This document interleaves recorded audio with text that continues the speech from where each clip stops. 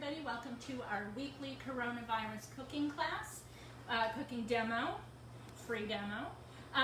We are here at Now You're Cooking in downtown Bath. We're open for business. Up to 10 customers at a time can come into the store and do your own shopping, which has been great, and we've really loved seeing people here.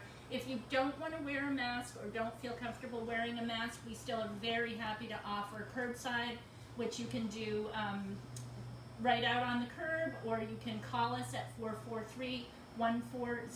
You can also email us at info@acook'semporium.com, and we're happy to accommodate. If you do want to come into the store, we do require that you wear a mask, and we appreciate everybody who's been willing to do that. Tonight we have a very special guest. We have Rachel Langmaid from Center Street Bakery right here in downtown Bath.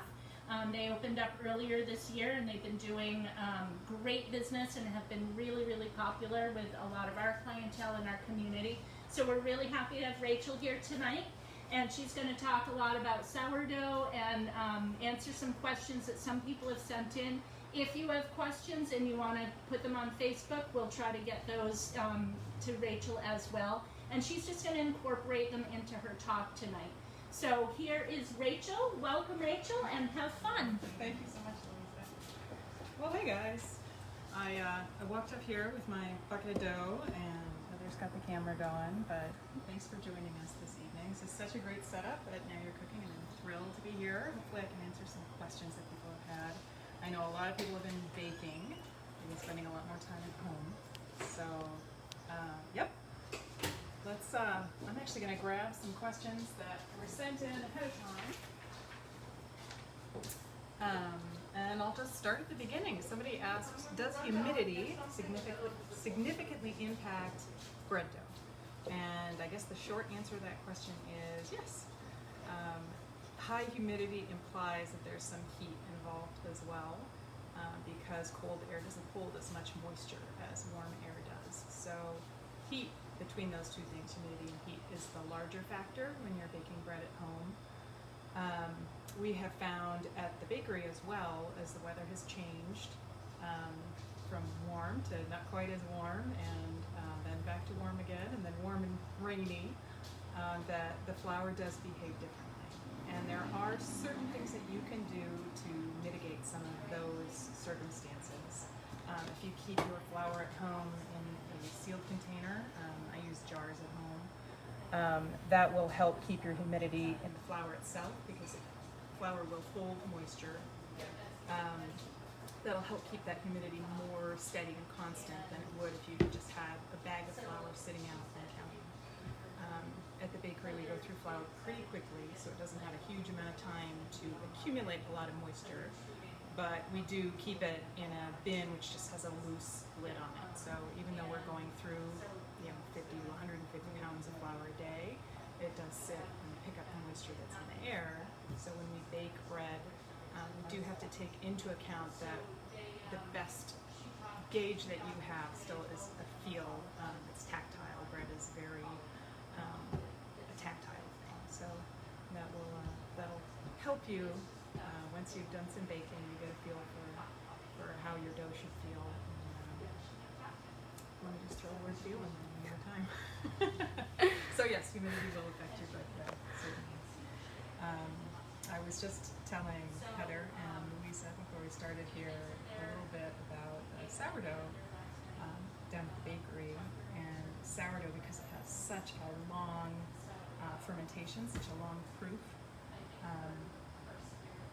we have some ways of playing with the climate, the atmosphere, the moisture and the heat in the bakery.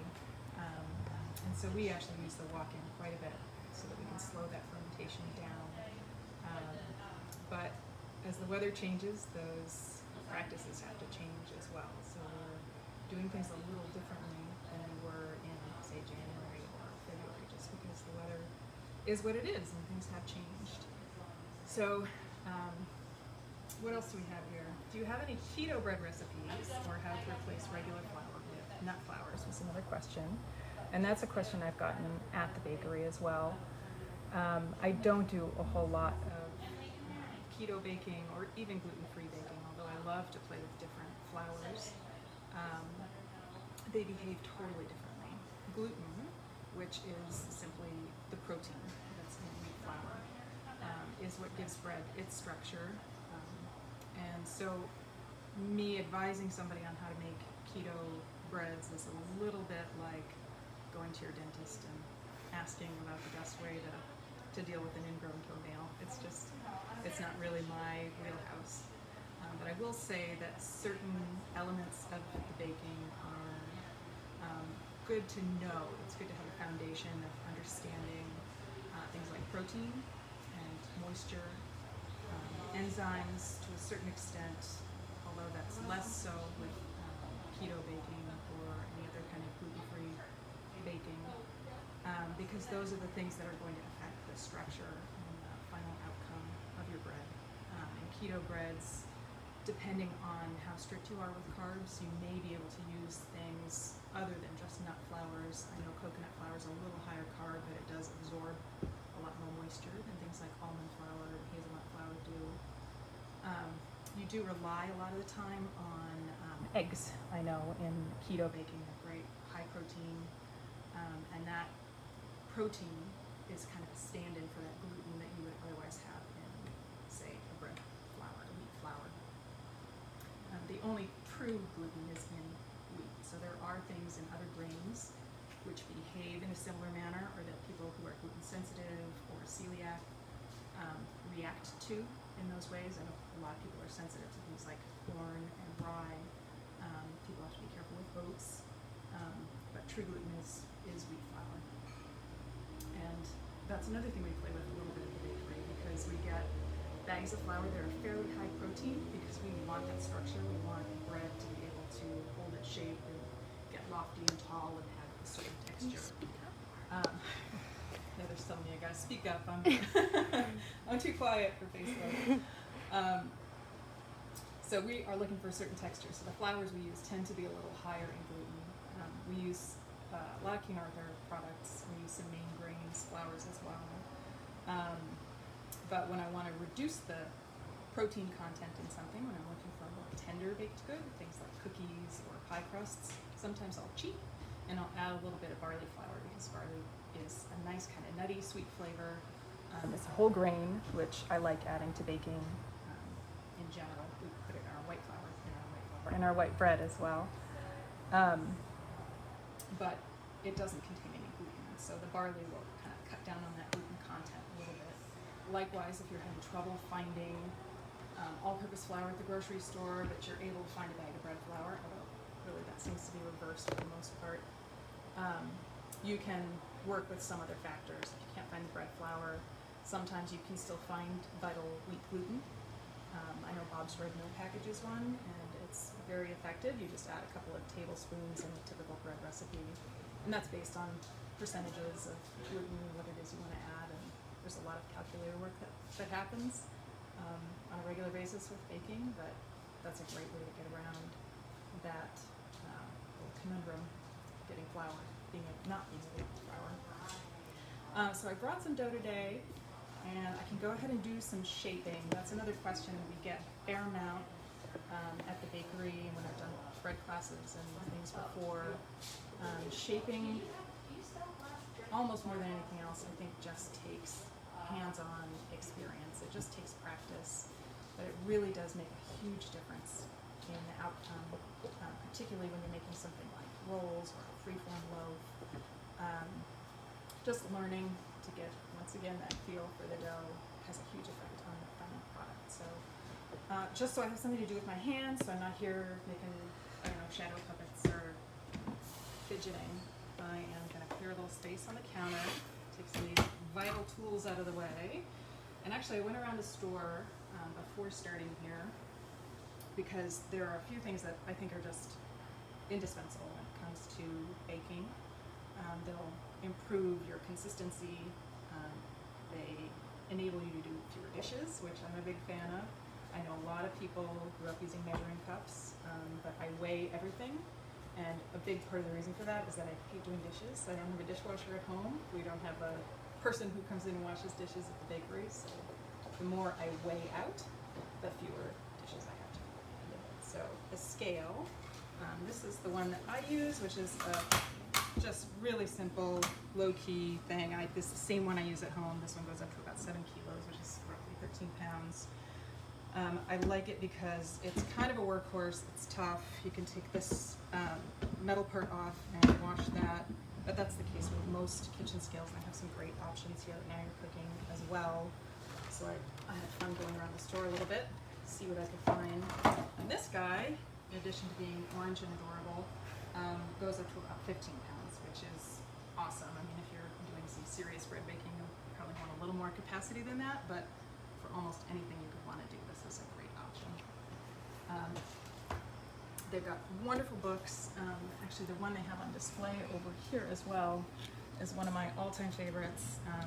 I actually lived in Oregon, just outside Portland, which is where Ken Forkish from Ken's Artisan Bakery, who also wrote this book,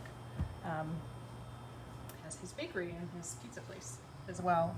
So this is an awesome book for sourdough. He talks, he's got some really great methods about regarding hydration of flour, why that makes a difference. I would say he describes things a little less in this book than you'll find in some other kind of basic baking and bread books. This probably is for a slightly more advanced bread baker than something like this is Flour, Water, Salt, Yeast, something like the Bread Baker's Apprentice, which is Peter Reinhardt's excellent book, which if you have time still on your hands, if you're not back to work full time, or if you just like reading cookbooks like novels, like some of us do, that's a great book to pick up and just sit down and page through, because it has wonderful information about what it is that enzymes do in terms of breaking down starches and helping you form gluten and developing flavor, and why it is that we do the things that we do with bread dough. But this book, Flour, Water, Salt, Yeast, is an awesome book. And I love his sourdough method. He makes great pizza dough as well. And there are other, a whole host of other options here at Now You're Cooking. They've got a number of different thermometers. Thermometers are great for checking the temperature of water, milk, whatever your liquid is, before you add it to flour. And also of your dough. Dough temperature will increase as you mix. So you want it kind of at a certain point. After a while, you won't need to check the temperature necessarily of your doughs because you'll have a feel for them. But when you're starting off, things like scales and thermometers and calculators are super duper helpful. So those are great options. Bench scrapers. I brought one from work. I don't know how I got into baking bread at home without one of these things, honestly, because I use it for absolutely everything at the bakery. I use it to divide cold butter and chop it up. It's way easier than a knife for that. I use it to divide dough, to literally scrape the bench, which is how it got its name. But when you're portioning out dough, that's an absolute lifesaver. They've got a nice weight to them. The one they have here, actually they have a couple of different options here, but that's got a great handle on it. You want something that's not going to dig into your hand or give you blisters in these spots, although you're probably not baking bread for 10 hours a day, so that might not be such an issue. So the dough that I brought today is just a white dough, or what we call our classic white dough at the bakery, although as I mentioned earlier, I love throwing whole grains into everything. So this has a little bit of what's known as ivory whole wheat flour or white whole wheat flour in it as well. And the one that we use is a King Arthur product, but lots of mills make great white whole wheat flours. That doesn't mean it's been bleached. That doesn't mean it doesn't have the germ and the bran and all the good stuff that whole wheat flour has. It has, everything is intact. It's literally just a different plant. So white whole wheat is also sometimes called soft wheat or a spring wheat. And it's just that it's a different color. So when you grind it, it winds up being lighter in color. It's got a softer bran on it, softer coating, so it behaves more like all-purpose flour in bread dough does. And what I mean by that, I guess, is that whole wheat is a little trickier for baking in general because there are additional factors that you don't typically have to worry about with all-purpose. And one of those is literally that the bran, which is a flat, kind of like a blade, a sharp-edged, tiny little surface, can interfere with gluten strand development. And every time you work that dough, you are forcing that bran into the gluten strands that are forming in your dough. So it's much harder to get the elasticity and the texture that you want in a loaf of bread, or that I want in a loaf of bread anyway, with whole wheat flour. So you have to be really careful to hydrate things really well. That will help soften that bran and make it so that it doesn't cause so many problems for you. This container that I'm using here is just one we use at the bakery. It's just food safe plastic. It's a Cambro. Those are available at restaurant supply shops. You don't have to use anything like that. At home I use a bowl with a lid on it. That's totally fine. Turn my scale on. I highly recommend getting a scale that doesn't beep every time you push a button. And that's probably more of a pet peeve than anything else, but I hate beeping appliances. So what I'm going to do is I'll shape big dough first. So I want about 24 ounces for the size loaf pan that I'm using. And I really love these loaf pans which have the folded metal edges. I love the square corners. This is a really nice heavy-duty, heavyweight pan, but that's going to give you really nice browning evenly on the bottom and the sides of your loaf. And this is a great size. This is a little smaller than some of the bread that you find like in the grocery store, but I love this size because when we cut into a loaf at home, there are 4 of us in my house, generally we go through the loaf really quickly. We don't have to worry about that particular one getting stale or drying out before we eat the whole thing. So I've got my scale on, I'm going to weigh out, and I try not to cut directly on my scale because I don't want to cause undue stress on this guy. So sometimes, just use my hands and cut that way. And I'm going to call that close enough, so that's 24.1 ounces. And I didn't punch the dough down. I didn't do a whole lot with it. It's got nice air in it right now. It's a fairly elastic dough, although it does have that whole wheat flour in it as well. But what I do want to do is press out the air bubbles, and I start usually kind of at the middle of the dough, and you can see them kind of pushing towards the edge a little bit, and then I just flatten them out on the edges. It makes a lovely sound. For some reason I don't mind that, like I mind the scale beeping. And then I want to do just a rough pre-shape on it. I'm just getting kind of a nice skin on the outside of that dough that's going to kind of hold everything in. It's pretty warm in here, and this dough has some butter in it, so it's a little softer than it would be in a cooler environment. So this is what is called an enriched dough. You'll hear people refer to enriched flours as well. An enriched flour just has generally B vitamins and things added to it because of what's taken out in the milling process or what's damaged in the milling process. But an enriched dough can be any kind of flour. It's enriched with things like sugar or egg or milk, something that adds flavor and helps create a tender product. We've got some really excellent shopping going on in the background here. Somebody's finding some really good things, I can tell. And the other thing that we use this dough for, actually we use it for a lot of things at the bakery, but we've been making a lot of buns lately. It is lobster roll season, and hot dog season, and hamburger season, and whatever else you want to throw on the grill season that you might like to put on a bun. So this is great dough for that. So we do them pretty big. And a nice 3-pound burger on one of these guys. So it's about 3 3/4 ounces. And then same thing with this. I'm just going to get a little bit of flour on the surface so it doesn't stick. I'm going to just kind of fold it up on itself. It's called cloaking the dough. And then I'm going to put it seam side down, smooth side on top, but that's just a pre-shape, so it doesn't really matter all that much. But that will help. We have another baker at Center Street who has made me a total convert. Yui has absolutely made me appreciate the importance of pre-shaping.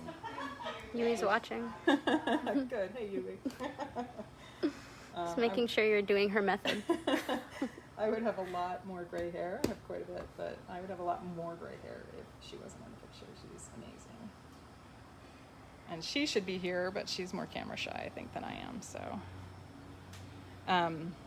just a quick pre-shape. I'm not going to do any surface tension hocus pocus on there right now. So I'll just do a few of these. You don't need to watch me do a million of them. And if anyone wants, we can do kind of a fun shaping project as well. Is everyone just oh so peacefully and quietly watching right now? I'm telling you to speak up. All right, I'll speak up more. Oh, Yui says hi. So what should we do? Should we do a, I know a lot of people are getting really fancy with some of the breads they're doing at home. We do a loaf at the bakery, which we call the cinnamon swirl, which is the same method of swirl that you see for babka, which is another wonderful, super impressive bread to make at home. So I'm just going to do a few of those guys. And because I didn't bring anything to cover these, like a cloth or whatever, and I don't want to use one of these beautiful perfect dish towels that are hanging around, I'm just going to use my bucket just like that. You just want to protect the dough pretty much at every available opportunity from drafts, from air coming and drying out the dough, because the worst thing for shaping anyway is when that surface of the dough that's not necessarily going to be on the outside of the loaf dries out, because then you wind up with weird crusty bits in your final loaf, and nobody has ever requested that at the bakery, so we try to avoid it. So I'm going to do another 24 ounce lump of dough here. And I'm going to set my other dough aside. And this one, I'm just sort of gently going to kind of gather up. I'm looking for sort of a smooth-ish surface on this side. This dough I mixed by hand earlier, which is what I generally do at home because I like the feel of it. It's therapeutic. But also because I don't have a 30-quart Hobart mixer at home, and I also don't need to bake 3 dozen loaves of a particular kind of bread at any given time. So that guy I'm just going to let sit for a couple of minutes, and I will sneak that under here again. This has only been sitting for what, like 2 minutes maybe at this point? But already, I shouldn't have covered that up yet. Already we can probably see a little bit of a difference. I know I pre-shaped them a little bit differently. This one wasn't as taut, but this one I can press down into it pretty easily.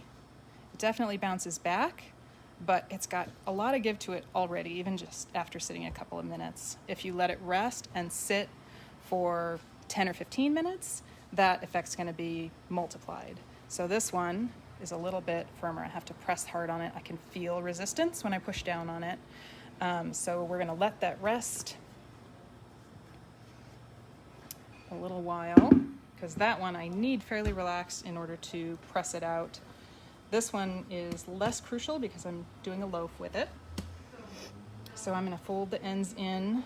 What we're looking for is a really nice, smooth surface. This dough is not quite as smooth as it would be if I mixed it in a ginormous mixer for 7 to 9 minutes. But it's pretty nice. I've got a nice smooth surface. And so I'm going to take that dough. I've pre-greased this pan. I'm just going to set it in there in a draft-free place. And, you know, there's not a huge amount of breeze in here right now, so it's going to be fine. And I'm just going to set that lid on top of it temporarily. We won't stick around long enough to watch that rise. In here, I would say probably that's going to take 45 to 50 minutes. But again, humidity, room temperature, all those things do have an effect on the dough. This dough is still fairly warm to the touch, so it'll go pretty quickly. If you wanted to slow down that process, if you started bread baking and then you realized that you didn't have time to finish what you were doing, at almost any point in the process, you can slow down the fermentation. You can slow down the yeast action by taking the dough and putting it in the refrigerator. Some doughs can even be frozen for extended periods of time.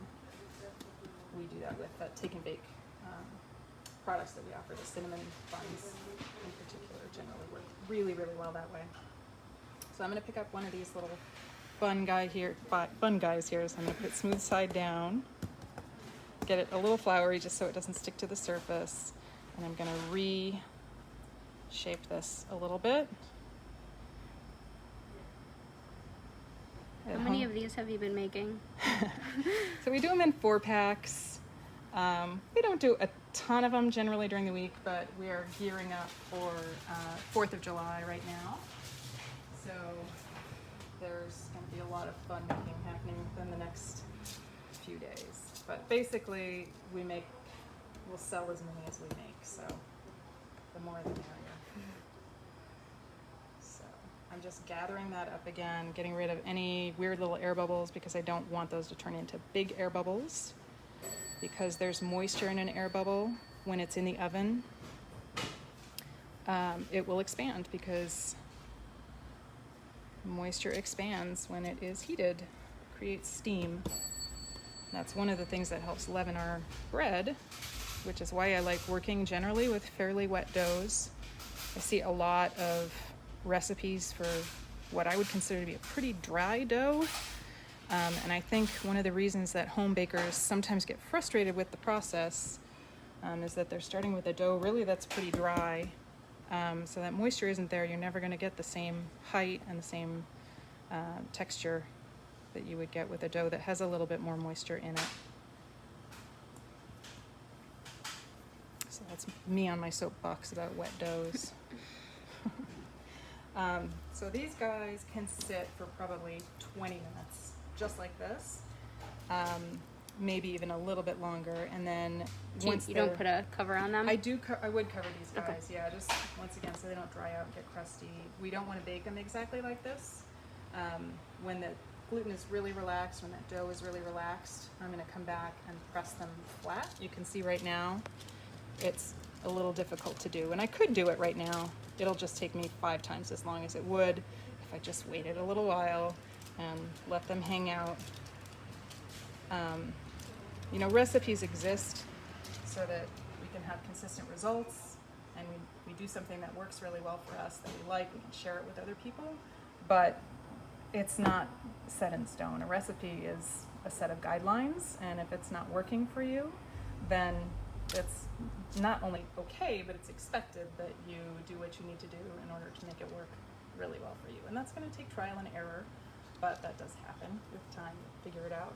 Once again, get a feel for it.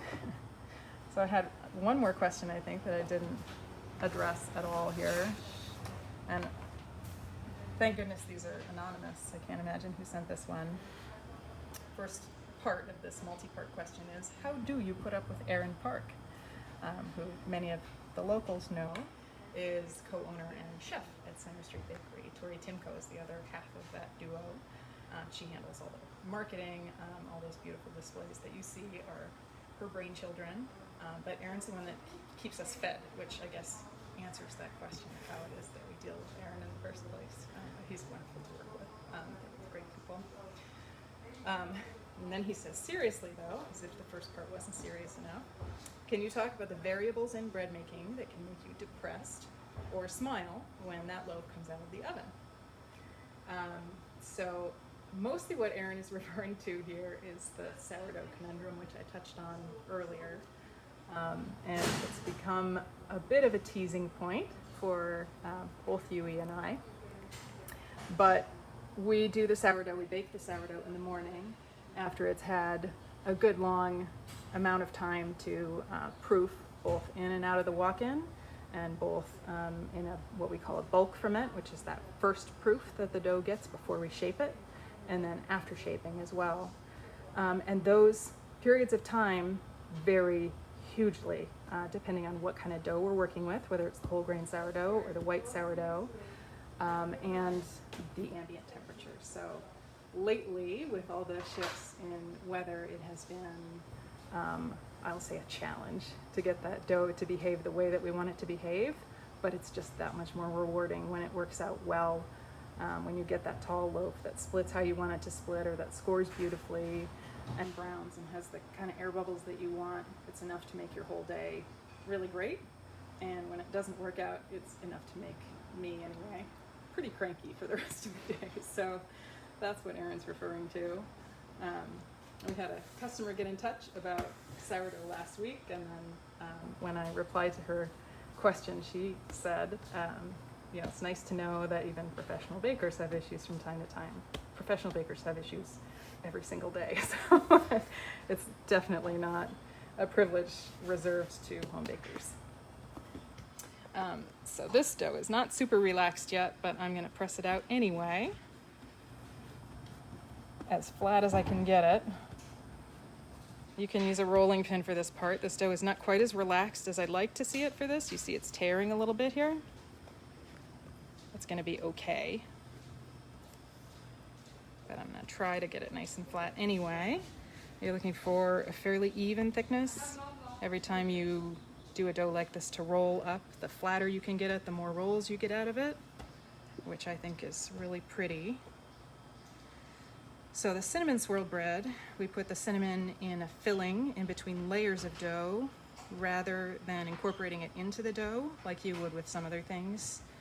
Cinnamon actually can inhibit the progress that enzymes make on breaking down some of those starch molecules. So we don't want to mix it directly into the dough because it can slow our dough down. There are other additives to dough that actually have the opposite effect. They enhance that enzyme action, and they can help your dough rise faster. One of those things is rosemary, and that's one of the reasons I'm sure that you see a lot of rosemary breads. Another one of those things is cardamom, which for whatever reason acts in the opposite way that cinnamon does, and it makes it a little happier. So my dough is pretty damp, so I'm not going to bother misting it down, but what you can do is take a little bit of water from a spray bottle, mist down the surface of the dough. Sugar is hygroscopic, it attracts water, so that'll help stick your sugar to your dough. I'm just going to spread this out evenly. This is a mixture of brown sugar, which I really love for flavor, and cinnamon. Obviously that's there for the flavor as well, and a little bit of powdered sugar. And powdered sugar usually has some kind of starch in it. It's cornstarch a lot of the time. And that also helps the filling to stick to your dough. So this actually is not quite as wet as I'd like to see, so I am just going to dampen my hands really fast while you zoom in on that.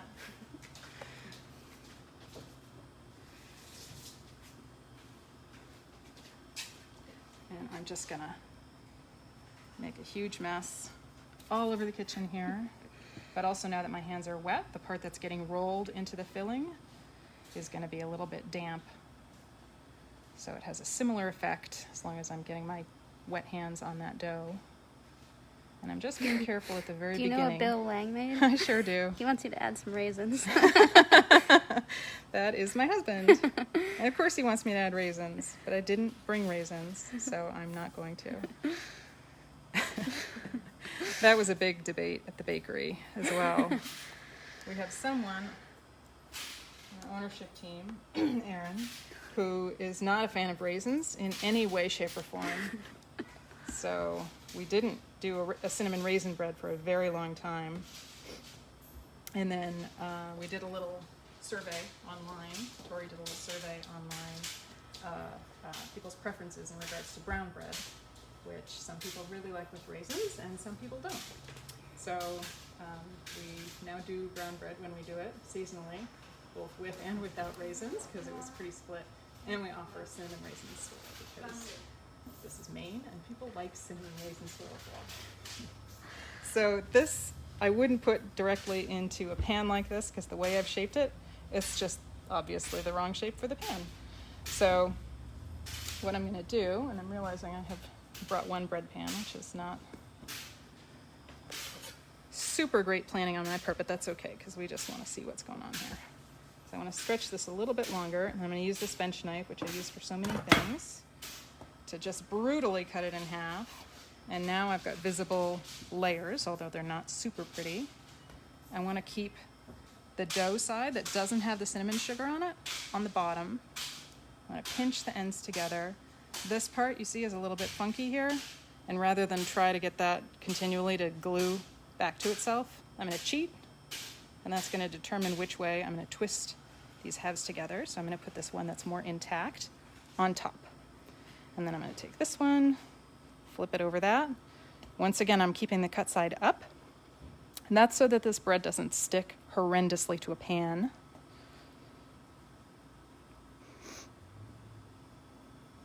And there we've got it more or less shaped. So that's got the cut surface on the top. It's pretty. When we slice into this bread, we'll have marbling throughout. It's great bread. It doesn't fall apart the same way that a simple roll sometimes can if it has too much filling in it or if it hasn't risen properly. That happens a lot of the time. I've gotten cinnamon swirl bread in restaurants where, half the piece of bread is missing. It looks like somebody took a bite out of it because it just fell apart in the toaster. But this one's great because it doesn't have that problem because the filling is a little more evenly distributed. So that's how we shape the cinnamon raisin. And I'm trying to think what else we haven't touched on yet. Can you think What about your hours and what's going on at the bakery? Absolutely, yeah. Thank you. Tori and Aaron, thank you as well. So we got permission from the city to build a parklet, which is a little seating area out in front of the bakery, so that because we aren't open to the public yet, we're not ready to do that just yet, and curbside pickup has been so wonderful. This community has just been absolutely amazing and accommodating, and because everybody kind of has this program down now where they're used to pre-ordering things, we're gonna stick with that for a little while, I think. But also on the days that we're open for pickup, we have items available for sale for walk-up. And the other part of that is that when you walk up and buy something sort of on impulse at the bakery because you see something that looks fantastic in the window, it's nice to have a place to sit and eat it. So we have, I think it's 4 tiers, which are 6 feet by 6 feet each, and we'll have some limited safely distanced seating available outside. We're putting up sails for shade, kind of a nod to the City of Ships theme as well. So that's what's going on down at the bakery. It's not quite complete, but it's amazing how quickly it's gone up, and it looks super great, and I'm excited to sit out there on a sunny day. So we are, Heather's adjusting here. We are open for pickup on Tuesdays and Thursdays and Saturdays. Saturday is the 4th of July. And so it's a little unusual hours for us. We'll be open earlier in that day so that we can all kick back and hang out and blow things up and celebrate independence that afternoon and evening. So we're open for pickups from 9 until noon that day, and we've got a great 4th of July menu set. We've got a lot of buns available. We've got some sandwich bread available. We've got sweet treats and goodies, and Aaron is whipping up a ton of great backyard picnic fare, totally appropriate for the 4th of July. So we've got chicken wings and potato salad and macaroni salad and coleslaw and all those goodies. So very excited about that. And I hope you all order, but I also hope there are some leftovers. Cool. Thanks, Rachel. Absolutely. Thanks so much for joining us today. Thanks for having me here at Now You're Cooking. I'm glad I hear the register being counted out, because otherwise I'd probably just stay and shop.